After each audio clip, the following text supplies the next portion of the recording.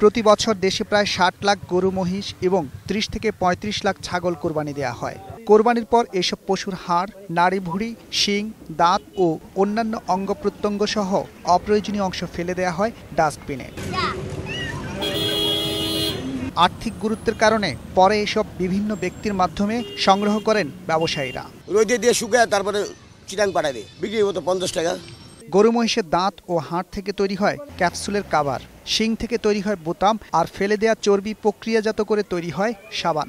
৭ পদ্মা বুড়ি গরুর আর হলো গরুর পেনিস, হেরা ডলার বিক্রি করে, আমরা টাকা কিনে আনছি। থাইল্যান্ড, চীন সহ বিভিন্ন দেশে গরু মহিষের বিভিন্ন অঙ্গ প্রত্যঙ্গ দিয়ে ঔষধ তৈরি এবং খাবার হিসেবে ব্যবহার করা হয়। গত বছর একটা হিসাবে দেখা গেছে ১৭০ কোটি টাকা বৈদেশিক মুদ্রা রপ্তানি উন্নয়ন ব্যুরো যে হিসাব দিয়েছে সেই হিসাব অনুযায়ী একটি গরুর হাড়, শিং, নাড়ি, ভুঁড়ি ২০ থেকে $২৫ আমরা রপ্তানি করতে পারি।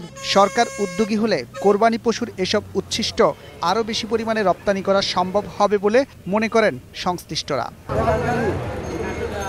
রাকিব হাসান, ২১ টেলিভিশন, ঢাকা।